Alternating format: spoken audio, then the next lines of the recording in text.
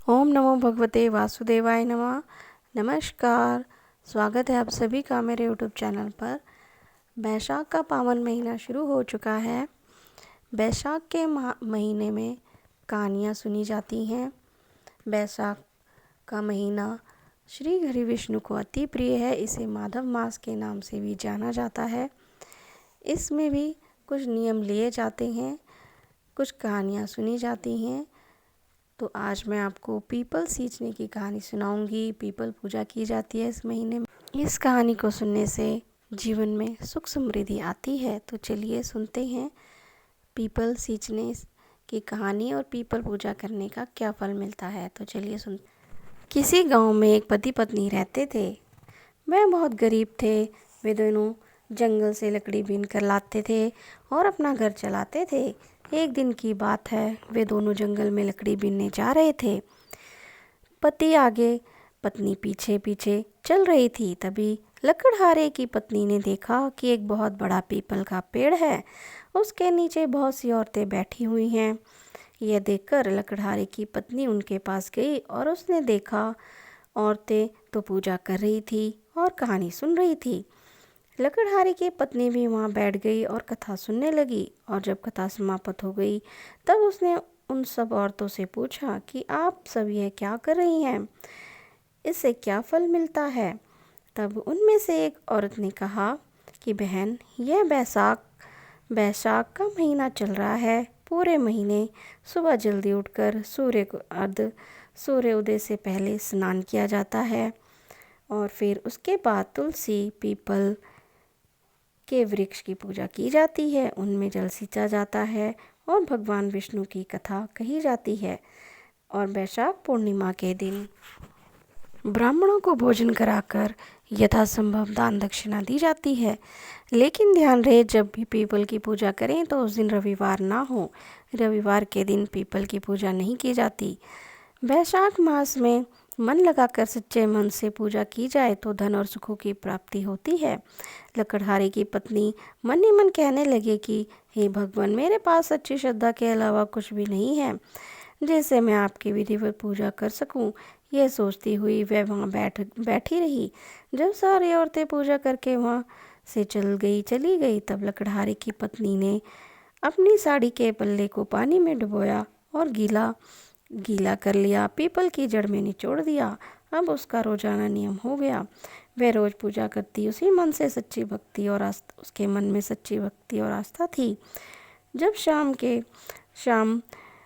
को पति पत्नी शाम को लकड़ी लेकर आते तो वह एक लकड़ी निकाल कर अलग से रख देती, क्योंकि वह सोचती थी कि यह लकड़ी इकट्ठी हो जाए तो पूर्णिमा के दिन इन्हें बेचकर ब्राह्मणों को भोजन करा देगी।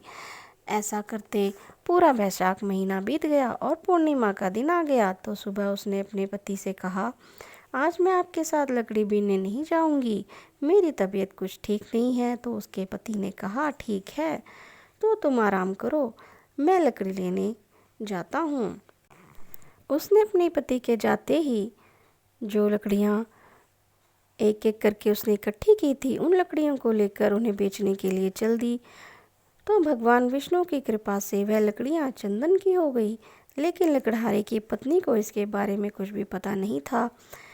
तो जैसे ही वह राजमहल के आगे से गुजरी तो बहुत ही अच्छी चंदन की खुशबू आई। राजा ने अपने सैनिकों से पूछा, चंदन की खुशबू कहाँ से आ रही है। तो सैनिकों ने बाहर जाकर देखा और राजा को बताया कि एक औरत चंदन की लकड़ियों का गट्ठर बनाकर उसे बेचने जा रही है।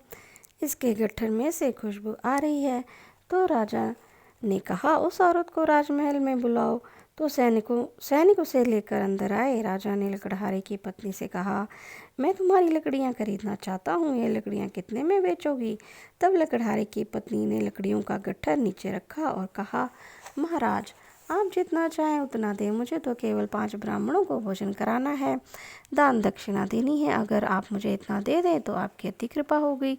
तो राजा ने ब्राह्मणों को भोजन कराने और दान दक्षिणा देने की सारी व्यवस्था कर दी। सारा सामान लेकर लकड़हारे की पत्नी घर चली गई और भोजन बनाकर ब्राह्मणों को भोजन करवाया और खुशी खुशी उन्हें दान दक्षिणा दी। ब्राह्मण भी बड़ी खुशी से उसे आशीर्वाद देकर वहाँ से चले गए। उसकी श्रद्धा और भक्ति भाव से प्रसन्न होकर भगवान विष्णु बहुत ही प्रसन्न हुए और उन्होंने लकड़हारे के टूटे फूटे घर को एक सुंदर महल बना दिया।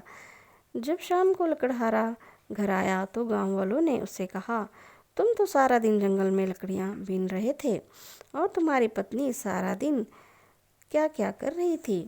पता नहीं क्या क्या कर रही थी, लेकिन लकड़हारे ने उनकी बात अनसुनी कर दी और अपने घर को चल दिया। जब उसने अपने घर की जगह महल को देखा तो वह आश्चर्यचकित रह गया। वह सोच रहा था कि यह तो मेरा टूटा फूटा घर था, यहाँ ये महल कैसे आ गया। पत्नी बाहर आई और बोली, आप अंदर आइए। तब उसके पति ने पूछा, यह सब कैसे हुआ? यहाँ तो हमारा टूटा फूटा घर था, यह महल कैसे आ गया? सच सच बताओ, यह सब कैसे हुआ? तब उसकी पत्नी ने सारी कहानी अपने पति को सुना दी और कहा, यह सब तो हमें भगवान विष्णु की कृपा से प्राप्त हुआ है।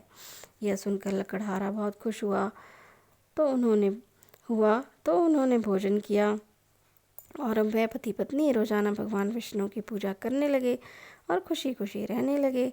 जैसे आपने इस लकड़हारे को दिया वैसे अपने सभी भक्तों को देना, सब पर अपनी कृपा करना, कृपा सदैव बनाए रखना। तो बोलिए जय हो श्री हरि विष्णु की। तो ये थी बैसाख मास में नित्य रोज सुने जाने वाली पीपल सींचने की कहानी, जिसे सुनने मात्र से हमारे जीवन में सुख समृद्धि आती है। तो अगर आपको मेरी ये कथा अच्छी लगी है तो प्लीज़ आप मेरे चैनल को लाइक करें, शेयर ज़रूर करें और सब्सक्राइब करें और कमेंट में जय श्री हरि विष्णु अवश्य ही लिखें। ऐसी ही कथाएं सुनने के लिए धन्यवाद।